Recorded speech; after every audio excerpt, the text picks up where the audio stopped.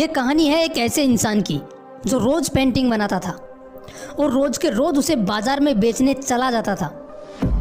वो अपनी एक पेंटिंग को 700 रुपये में बेच कर आता था और ऐसे करके वो हर महीने 21,000 रुपये कमा लेता था।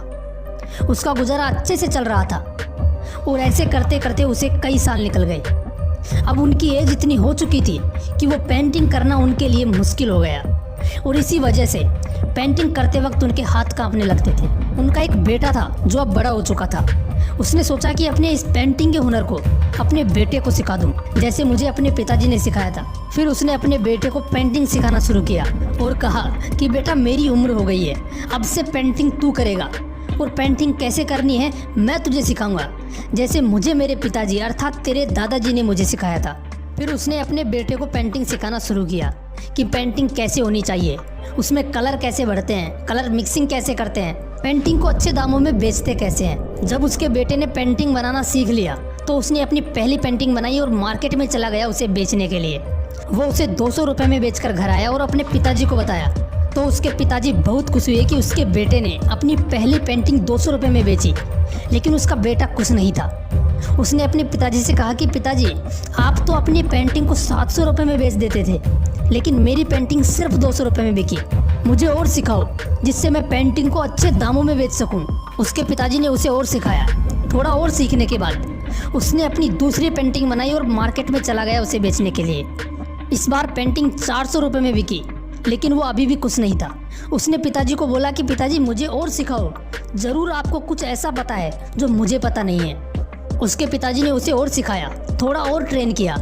उसके बाद उसने अपनी तीसरी पेंटिंग बनाई। इस बार पेंटिंग 600 रुपये में बिकी, लेकिन लड़का फिर भी मायूस था। उसने अपने पिताजी को बोला कि पिताजी आपकी पेंटिंग तो 700 रुपये में बिकती थी, ज़रूर मेरी पेंटिंग में अभी भी कुछ कमी है, अभी भी आपको पेंटिंग के बारे में कुछ ऐसा पता है जो मुझे पता नहीं है, मुझे थोड़ा और सिखाओ। उसके पिताजी ने कहा कि बेटा मायूस मत हो, मैं तुम्हें हमेशा सिखाता रहूँगा और देखना इस बार तुम्हारी पेंटिंग और अच्छे दामों में बिकेगी। थोड़ा और सीखने के बाद उसने अपनी चौथी पेंटिंग बनाई और बेचने के लिए मार्केट चला गया। जब वह शाम को घर लौटा तो वह पहली बार बहुत खुश था, क्योंकि इस बार उसकी पेंटिंग 1000 रुपये में बिकी थी। उसके पिताजी भी बहुत खुश हुए और बोला कि मुझे खुशी हुई कि तुम्हारी पेंटिंग 1000 रुपये में बिकी, अब मैं तुम्हें सिखाऊंगा कि पेंटिंग को 1500 रुपये में कैसे बेचते हैं। तो बेटे ने कहा पिताजी बस करो, अब आप नहीं सिखा सकते, क्योंकि मैं अपनी पेंटिंग को 1000 रुपये में बेच कर आया हूँ और आपकी पेंटिंग तो कभी 700 रुपये से ज़्यादा की बिकी ही नहीं, और आप मुझे सिखाओगे कि 1500 रुपये में पेंटिंग कैसे बेचते हैं। तो उसके पिताजी ने कहा कि बेटा अब तेरी पेंटिंग 1000 रुपये से ज़्यादा की कभी नहीं बिक पाएगी, क्योंकि अब तेरा सीखना बंद हो गया है। जब मैं अपने पिताजी से सीख रहा था तब वो अपनी पेंटिंग 500 रुपये में बेच दिया करते थे। एक दिन मैंने पेंटिंग 700 रुपये की बेची और मैंने भी यही गलती की जो आज तू कर रहा है। मैंने भी सीखना बंद कर दिया था और उस दिन के बाद मेरी पेंटिंग कभी 700 रुपये से ज़्यादा की नहीं बिकी, क्योंकि मैंने भी अपने पिताजी को यही बोला था और सीखना बंद कर दिया था।